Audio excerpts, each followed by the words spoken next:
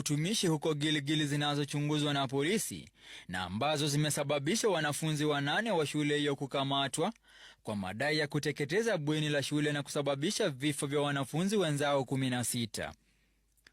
Picha hizo zinaonyesha wanafunzi 5 wakitembea kwenye bweni hilo la Merlin Waithera mwendo wa saa 6:10 usiku. Wakati huu wenzao walikuwa wamelala wasijue kilichokuwa kikiendelea.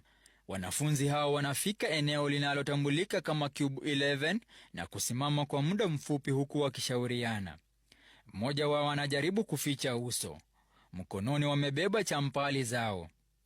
Dakika moja baadaye wanafunzi hao wananaswa kwenye video wakikimbia kuelekea upande wa kutoka nje ya bweni hilo, lakini kuna wanafunzi 2 ambao wanasalia nyuma wakiwa wamebeba kiberiti na mkoba mkononi.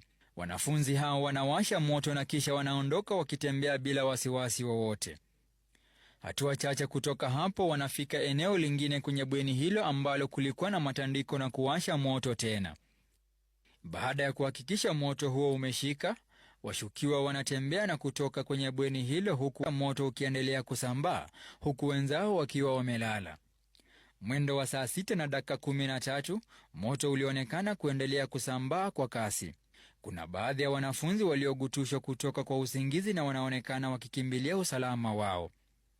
Katika chini ya muda wa dakika 5, moto ulikuwa umesambaa na kuwa mkubwa.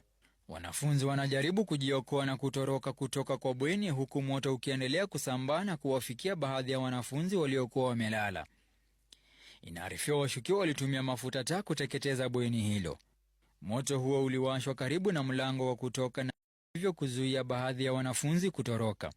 Moto ulivyoendelea kusambaa, kuna wanafunzi waliokwama na kukosa namna ya kutoroka baada ya kupata mlango wa dharura umefungwa.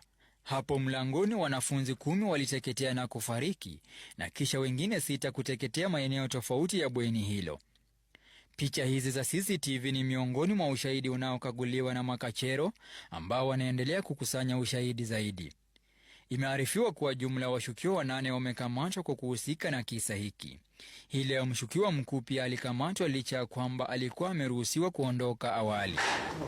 Taswira kwenye bweni hilo inaashiria madhara makubwa yaliyosababishwa na moto huo, kando na kusababisha mauaji ya wanafunzi 16 na zaidi ya majeruhi 70. Kwa sasa polisi wanawarai wazazi kuwa na subira. Aidha, yeyote aliye na taarifa kuhusu kilichojiri ametakiwa kutoa taarifa kwa DCI ili kuwasaidia polisi na uchunguzi. Franklin Wala, Runinga ya Citizen.